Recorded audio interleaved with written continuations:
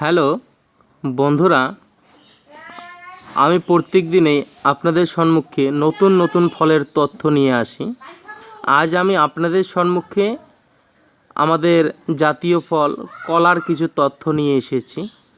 মনোযোগ সহকারে আমার ভিডিওটি পুরা দেখবেন এবং লাইক, শেয়ার, সাবস্ক্রাইব করতে অবশ্যই ভুলবেন না।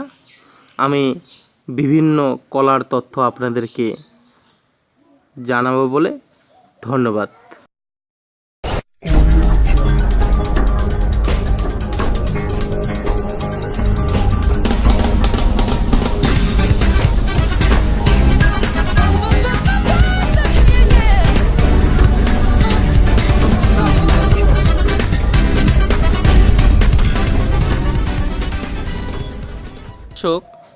ভারতবর্ষের নানা স্থানে প্রচুর পরিমাণে কলা উৎপন্ন হয়।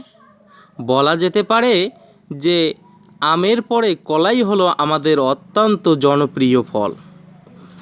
কলার মধ্যে প্রচুর পরিমাণে প্রোটিন আর শর্করা জাতীয় পদার্থ আছে।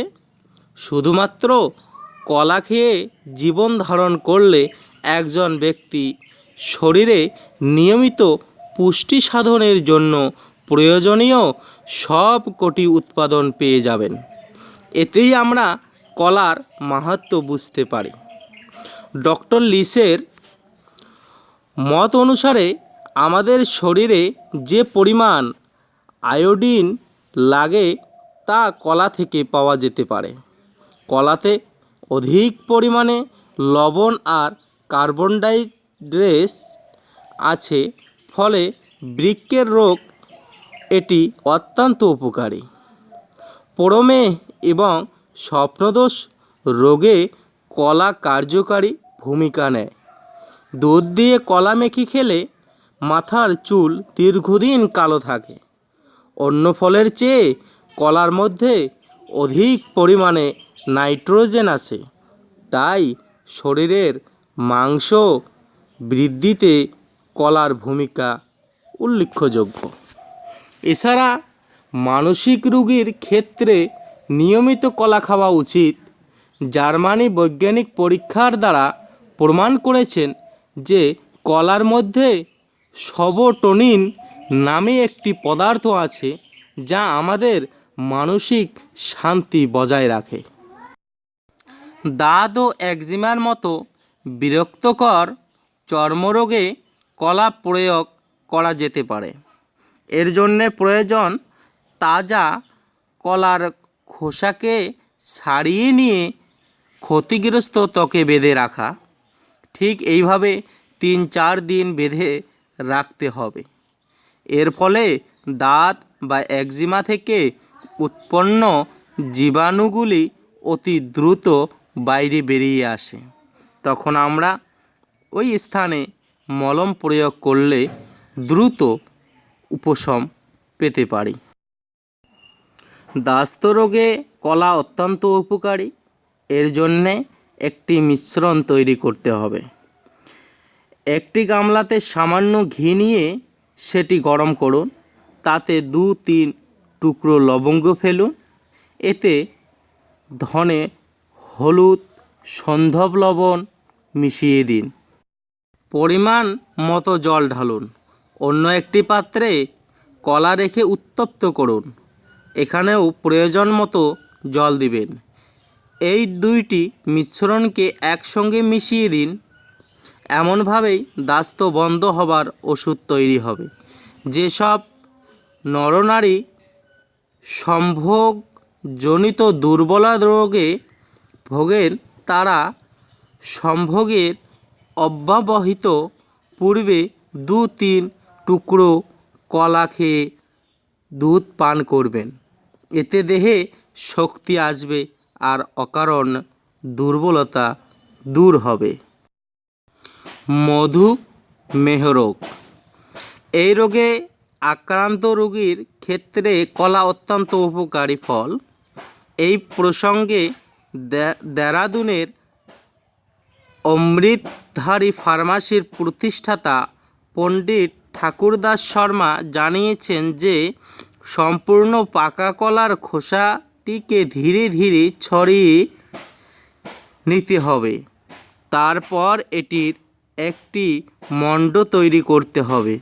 এই মণ্ডের সঙ্গে আধ ভাগ সালের ভুসি মিশাতে হবে। এই মিশ্রণটি 2-3 দিন কোনো গরম জায়গায় রেখে দিতে হবে।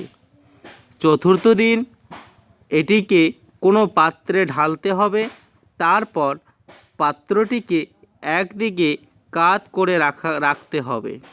এতে কলার রসটি পৃথক হয়ে যাবে। এই রস প্রয়োগ করলে মধুমেহ রোগের উপশম হবে। এই মিশ্রণের স্বাদ বাড়াতে এতে পরিমাণ মতো মরিচ গুঁড়ো দেওয়া যেতে পারে। ছোটদের পেটের কৃমি। প্রায় প্রতি শিশুই এই রোগে ভুগে থাকে। এই রোগের ফলে দেহ ক্রমশ দুর্বল হয়ে পড়ে। শিশু পরিমাণ মতো পুষ্টি লাভ করে না। এই রোগের বিরুদ্ধে আমরা কলাকে প্রয়োগ করতে পারি। এর জন্যে কলার খোসাকে রোদ্রে রেখে শুকিয়ে নিতে হবে। তারপর সেই শুকনো খোসাটিকে হামানদিস্তের সাহায্যে গুঁড়িয়ে নিন। কৃমি রোগে আক্রান্ত শিশুটিকে প্রত্যেক দিন নিয়ম করে এই চূর্ণ 2 গ্রাম পরিমাণ গরম জলে গুলে খাওয়াবেন। ফলে পেটের কৃমি মলের সঙ্গে নির্গত হয়ে যাবে এবং নতুন কৃমির জন্ম হবে না। হূতরোগে কলা। বর্তমান পৃথিবীতে অধিকাংশ মানুষই হৃৎপিণ্ডর কোনো না কোনো অসুখে ভুগছেন। কলার নিয়মিত সেবনে আমরা হূতরোগের বিরুদ্ধে লড়াই করতে পারি। এর জন্যে পাকা কলা নিয়ে গ্যাসের উনুনে অল্প তাপে গরম করতে হবে। এরপর খোসা ছাড়িয়ে কলাটিকে পৃথক করতে হবে। এর সঙ্গে গোলমরিচের গুঁড়ো মিশাতে হবে। এই মিশ্রণটি খাওয়ানোর সঙ্গে সঙ্গে হূতরোগীর তাৎক্ষণিক উপশম হয়। শ্বেত প্রদর। অধিকাংশ রমণী এই রোগে ভুগে থাকেন। এর ফলে শরীর অকারণে দুর্বল হয়ে যায়।